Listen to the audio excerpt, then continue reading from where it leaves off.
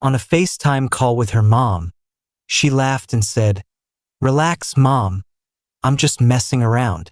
There's no way I'd ever actually marry a guy who turns wrenches for a living." She had no idea I was standing right behind her in the hallway, that I didn't make a scene. I just walked back to the kitchen, grabbed my jacket, quietly loaded my tool bag into my truck, and drove home. The next day, her mom called wondering why I suddenly stopped coming to Sunday dinners. "Hey everyone, quick thank you. Almost at 10K subs because of you legends. If you're new here and you like these stories, please hit subscribe and help us cross that line. I'm 33. Own a boutique motorcycle restoration shop. We bring 50 to 70-year-old Harleys, Triumphs, Ducatis, and BMWs back to life for collectors and serious riders. It's not Wall Street money, but it's honest, steady, and I love every minute of it." Been seeing Jessica, 29, for about 15 months. Met at a coffee shop, clicked instantly. She asked a million questions about the shop, came by a few times to watch paint and chrome go on, seemed genuinely into it. Her family is old school upper middle class. Both parents are CPAs, country club members, big on titles and 401ks. Her mom, Linda, was always polite, but you could feel the temperature drop 5 degrees whenever I walked in. Sunday dinners at their house became a thing around month 6. Linda cooked like she was auditioning for the Food Network. Her dad, Tom, and I would talk markets and real estate. The food was great, Tom was cool, Jessica was happy, so I kept showing up. Last Sunday started like all the others. Got there around 2, ate at 3, everything normal. Around 4:15, Jessica's old college roommate Sarah FaceTimed from Portland. Jess took the call in the living room, waving her mom over. I was in the kitchen helping Tom clear plates when I heard Jessica giggling. I walked toward the hallway to grab my jacket and froze. Sarah must have asked who I was because Jessica dropped her voice, but not enough, and said, "Oh, him? He's fun for now, Mom. Don't worry. I'm just having a good time. I'd never actually marry a mechanic." Linda actually laughed and replied, "Thank goodness. I was getting nervous. Can you imagine him at the firm's holiday party covered in engine grease?" I stood there for maybe 5 seconds. No rage, no heartbreak, just instant clarity. Everything made sense. I turned around, told Tom I had an emergency at the shop, slipped out the back door, and left. Got home, cracked a beer, and just sat there processing. 15 months of, I love your work, meeting friends, talking vacations. She'd been keeping me on a shelf until something better came along. Monday morning, I'm at the shop early, tearing down a 71 shovelhead.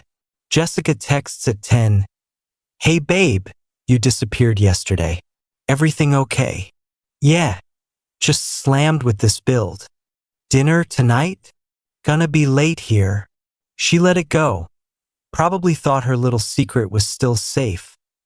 Tuesday night she calls, "Mike, what's going on? You've been weird since Sunday. Just deep in this restoration. When can I see you? I'll let you know when I come up for air." She sounded confused but didn't push. Wednesday and Thursday, I quietly collected everything I'd left at her place over the months. Tools, battery charger, spare coveralls, the emergency contact forms I'd stupidly listed her on at the bank, and insurance. Friday morning, Linda calls me directly. First time ever. "Mike, Jessica said you two had a fight. What happened? We missed you at dinner." "No fight, Linda. Just realized my schedule doesn't really allow Sunday dinners anymore." "That's very sudden. Did we offend you?" "Nope. Just being honest with my time." I hung up before she could dig deeper. Friday afternoon, Jessica walks into the shop looking irritated, still in her office clothes. "Mike, we need to talk." "About?" "My mom says you're not coming to dinner anymore. Are you breaking up with me?" "I've just been thinking about long-term compatibility." "What does that even mean?" We've been together over a year. Have we? Or have you been keeping me around until someone more suitable showed up? Her face went white. Mike, I heard you Sunday, Jessica. Loud and clear. I'd never marry a mechanic. Grease monkey at company events. Ring any bells? That came out wrong. I was just trying to get my mom off my back. You were being brutally honest when you thought I couldn't hear you. That's the part you can't spin. Mike, please. We're done. Take care. She left crying. I went back to torquing head bolts. Saturday was non-stop apology texts. Ignored everyone. Sunday morning Linda calls again. Mike, Jessica's been crying all weekend. She said you overheard something private. Private? You were both on the call, Linda. I heard my girlfriend tell her mother she's embarrassed by what I do for a living. Nothing private about that. Long silence. I remember that call now. I thought she was joking. She wasn't. And now you both know why I'm out. She actually sounded ashamed. Sunday evening Jessica shows up at my apartment. Eyes red. Please just let me explain. You already did. On FaceTime. Perfectly clear.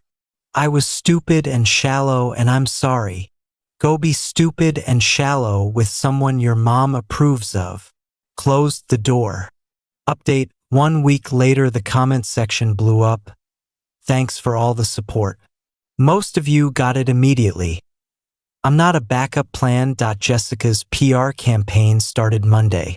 She told everyone I blew one comment out of proportion. Her friend Chloe came to the shop trying to guilt trip me.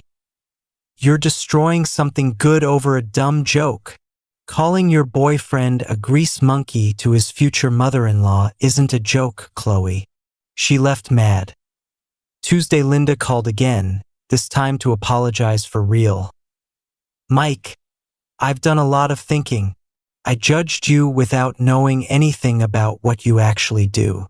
I looked up some of the bikes you restore. Those are 6-figure machines that require insane skill. I was wrong, and I'm sorry. She even asked if I'd consider coming to dinner Sunday without Jessica. Wednesday Jessica tried the nuclear option. Showed up at my apartment with her mom as a human shield. Linda looked mortified to be there. Jessica tried blaming family pressure. Linda shut it down on the spot. I never once told you to date an accountant, Jessica. I told you to date someone kind who has his life together. Mike checked both boxes. Jessica's whole narrative collapsed in real time. Thursday Tom called. Mike, you're still welcome here anytime. Linda feels terrible. And honestly, I always liked shooting the breeze with you. Beer's cold Sunday if you want to come. I told him I'd think about it. Friday Jessica's final Hail Mary. Walked into the shop holding a ring box like it was a winning lottery ticket. Mike, I want to marry you. I bought this to prove I'm serious. My guy stopped working and just stared.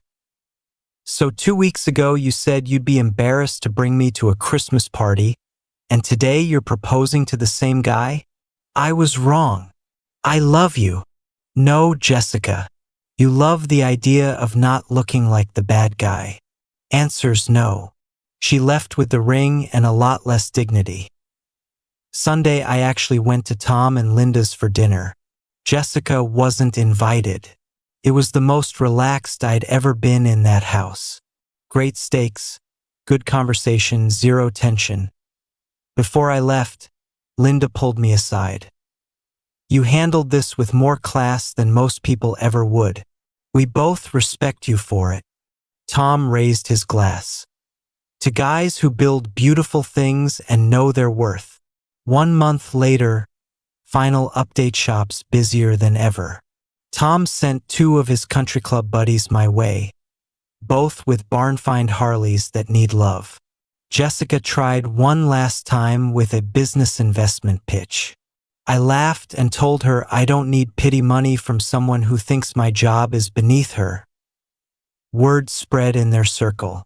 People heard exactly what she said, and they heard how her parents reacted. Jessica's the one getting side-eye at family events now, while Tom brags about that sharp mechanic who does museum-quality restorations.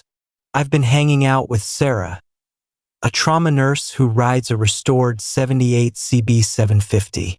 First time I told her what I do, she asked if she could come watch a tank get painted.